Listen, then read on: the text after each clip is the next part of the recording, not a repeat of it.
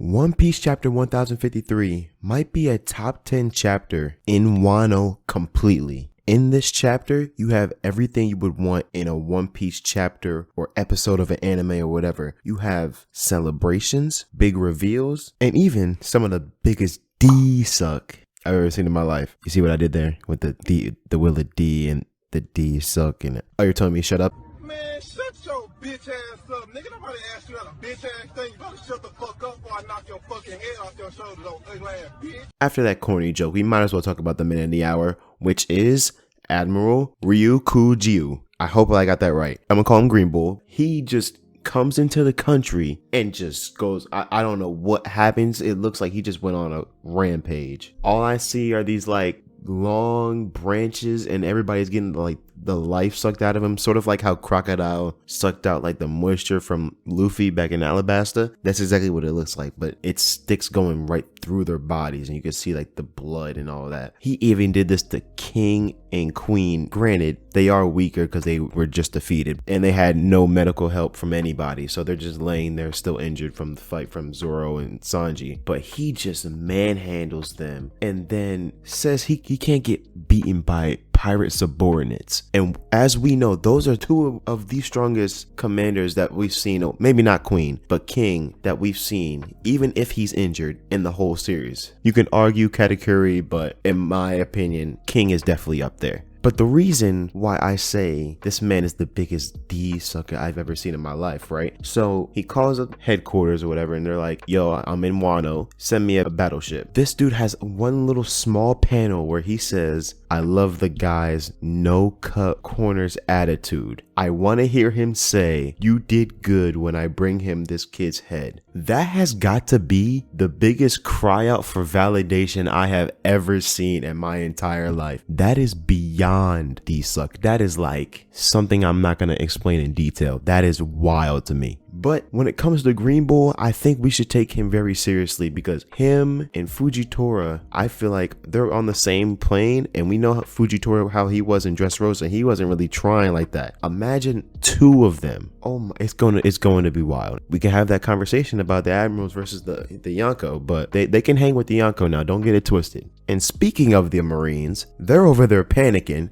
because apparently, from what we don't know, the world is out of control right now.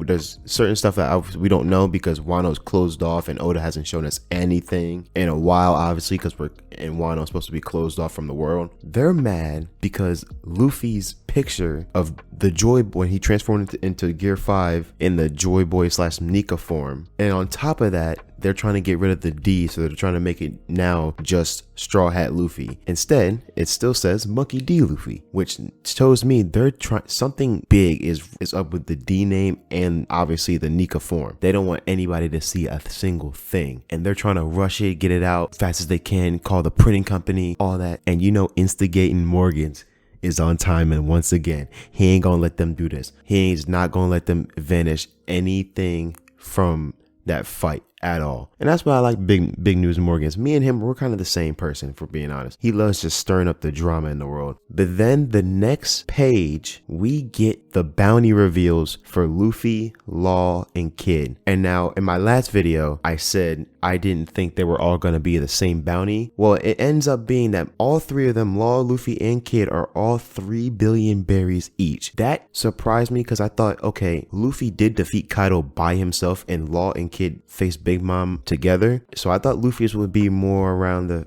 3.5 billion rather than 3 billion, but I'm not mad at it.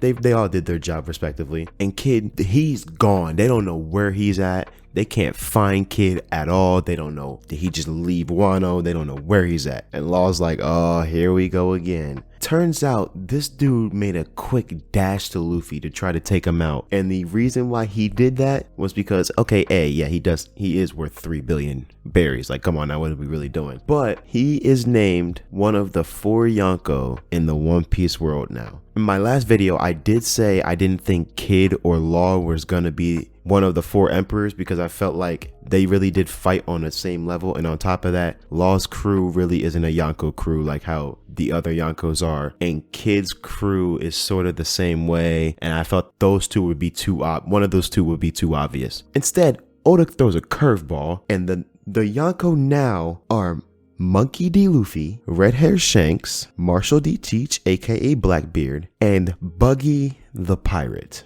Yeah, you heard me. You know, Clown Buggy. You know, Buggy the Clown is now an emperor. So I'm very excited to see whenever that chapter comes out for Buggy, what his crew looks like. He could have Mihawk. He could have he could have Crocodile. We don't know who he could have, but the fact that he is an emperor means that he might have territory. His crew might be unstoppable. And on top of that, he somehow finessed his way to convince the Marines that he is one of the 4 emperors.